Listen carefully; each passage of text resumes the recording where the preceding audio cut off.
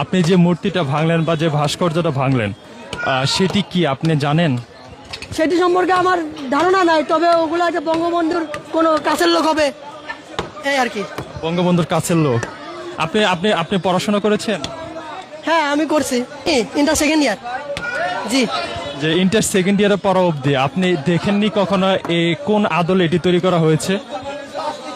এটি হয়তো ভাষা আন্দোলন অথবা 1971 সালে কোনো একটা সিটি হবে, কোনো এক ছবি। আর শেখ মুজিবুর রহমানের ছবিতে সবার উপরে, এখানে তো শেখ মুজিবুর রহমানের ছবি নেই। এরা সব শেখ মুজিবুর রহমানের কাছের লোক ছিল, আওয়ামী লীগের। এটি হচ্ছে 1971 সালে পাকিস্তানের যে সেনাবাহিনীরা বাংলাদেশের কাছে আত্মসমর্পণ করেছিল তার আদলে তৈরি করা। এটি কেন ভাঙলেন?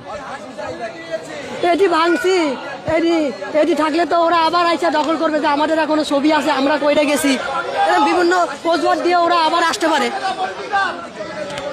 আমি আইছি জুরাইন থেকে, পোস্তগুলা জুরাইন।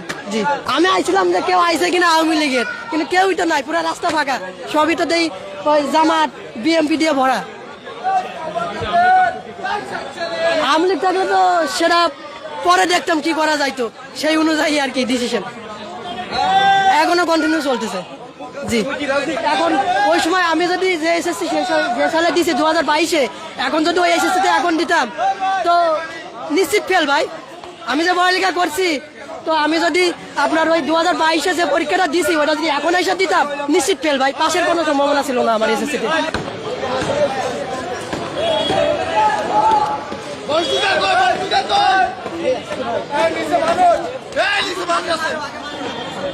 দর্শক, আপনারা দেখতে পাচ্ছেন যে এটি কার্যক্রম নিষিদ্ধ আওয়ামী লীগের কেন্দ্রীয় কার্যালয় এবং এখানে তারা মুক্তিযুদ্ধের যে স্মৃতি বানিয়ে ভাস্কর্য করেছিল সেগুলো কিন্তু ভেঙে ফেলা হচ্ছে। অর্থাৎ যে ভাস্কর্যটি এখন ভাঙা হচ্ছে সেটি 1971 সালে মহান মুক্তিযুদ্ধের পর পাকিস্তানি সেনাবাহিনীরা যখন আত্মসমর্পণ করছিলেন সেই দলিল যে স্বাক্ষর অনুষ্ঠান হয়েছিল সের আদলে একটি এখানে ভাস্কর্য নির্মাণ করা হয়েছিল, সেটি আমরা দেখতে পাচ্ছি যে ভেঙে ফেলা হচ্ছে।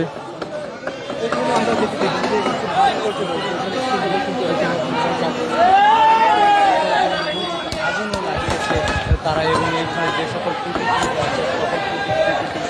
তারা ভাঙচুর করছে এবং এই আওয়ামী লীগের কার্যালয়কে কিন্তু হাদির যখন আওয়ামী লীগের কার্যালয় পাশাপাশি আপনারা যদি একটু লক্ষ্য করেন তার পাশেই কিন্তু আগুন দেওয়া হয়েছে এবং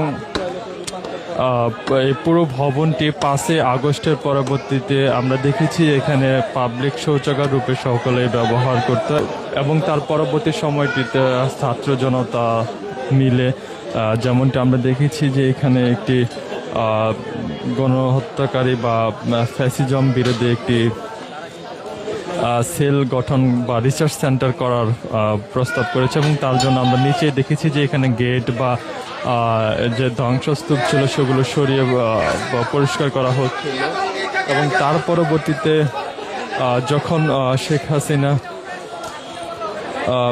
বাংলাদেশে ভাষণ দেওয়ার কথা বলেছিলেন তখন কিন্তু রাতে আবারও উত্তপ্ত হয়ে যায় এবং তার পরবর্তীতে কিন্তু ধানমন্ডি 32 বা এই কেন্দ্রীয় কার্যালয়ে আবারও ছাত্র জনতার এখানে এসে তাদের যে রোষ বা ক্ষোভ সেটি প্রকাশ করে।